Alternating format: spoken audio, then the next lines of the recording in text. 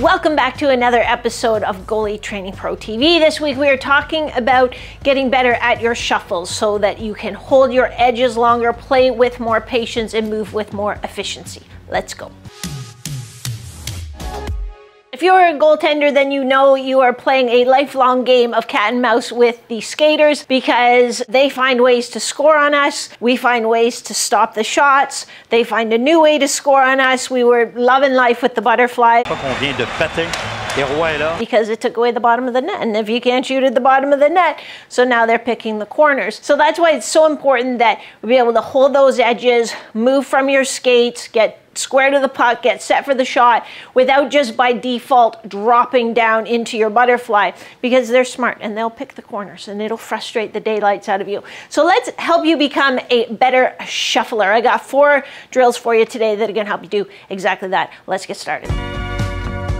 The first exercise I have for you today is a quick impulse lateral hop. This is just like a slat. It's just a rubber line basically that you can put down anywhere. You don't have to use anything. You can just use your imagination. But what I don't want you to do is use something that you're going to step on, or to be doing this on a surface that's slippery, or you don't have good footing and your foot's going to slide out from you and you will do the how to do the splits in one easy lesson trick. We don't want that.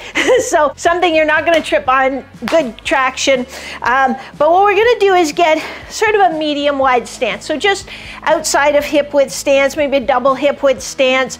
And I'm going to try to keep my weight centered. So while I keep my weight centered, I'm going to hop over and back nice and quick. Part of having quick shuffles is being able to apply your force very quickly. Part of it is just being able to sort of move, reload and recover really, really quickly. So we're going to start just easy with that, working on that speed.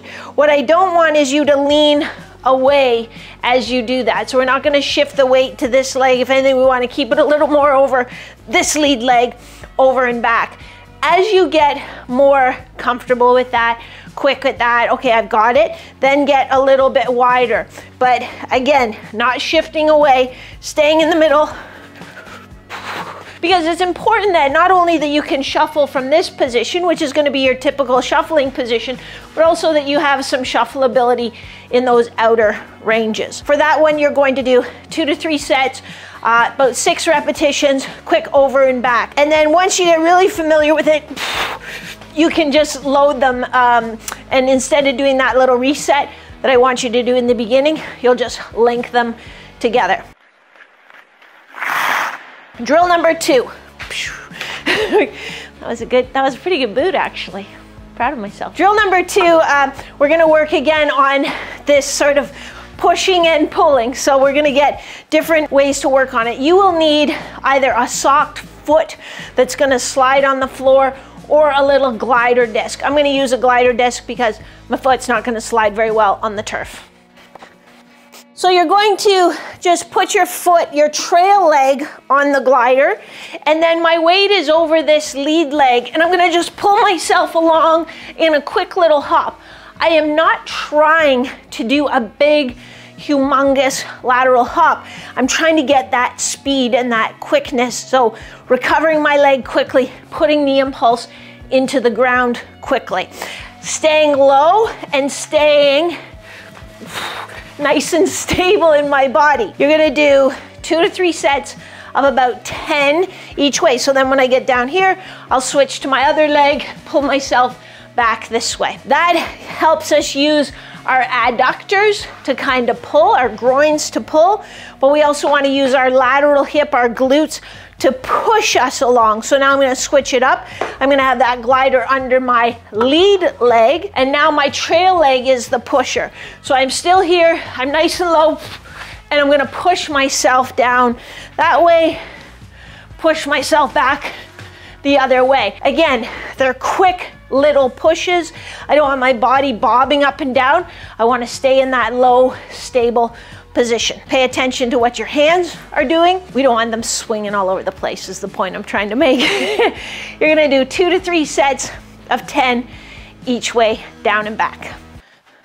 The fourth exercise of this sequence to help you get better shuffles is your Quickstep Lateral Hop. You've seen me use this in almost every speed video I do. I love the contrast in sort of force production. So it's gonna be a quick step and then a big lateral hop. So it's a shuffle, shuffle, and then a big push back. I think this one, once you sort of get the timing and the feel of it and you're being quick and light and then a big powerful push back, this isn't a bad one to add a medicine ball to. And this is just a 6-pound medicine ball.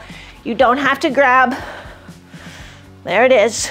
You don't have to grab the heaviest medicine ball in the rack, because really all we want from this medicine ball is to kind of keep us honest. What are we doing with our hands? Are we counter rotating to try and generate momentum?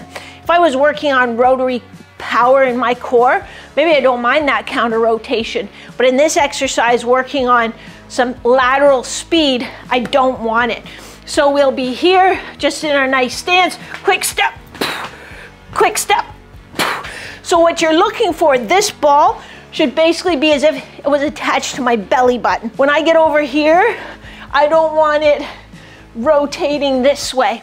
I want it moving with me all the way back so that it's straight out from my belly button.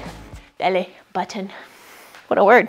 For that quick step lateral hop, you will only do about 4 repetitions each way, 2 to 3 sets again. Working on quality, and then once you get the quality, adding the intensity. So making those quick shuffles as quick as you can, and then the nice big push with that stable torso. So these exercises will help build your toolbox. It'll help you learn how to use your hip abductors and adductors, I should say adductors and abductors, quickly and efficiently, sort of teach them how to do that motor pattern. But you know that the very best way to become a better goalie on the ice is to take these tools out onto the ice. And I know a lot of you don't get essentially any warm up, but it's something that you can work on even if you just get a minute out on the ice. Work on shuffles from sort of your tall stance, from your wide stance. Just build that vocabulary. It's like dribbling a basketball. The more you practice it, then it just becomes like second nature to you. And now is when I ask you, I beg you, I plead with you to hit the like button would be really a nice thing to do. And subscribe and hit the bell and all that jazz. If your shuffles are pretty good, but you're like, every time I go in the butterfly, one pad comes down before the other one, then you can check out this video on how to drop into your butterfly evenly, and a couple other tips in there for you. Otherwise, I will catch you next week, same bat time, same bat channel. See you then.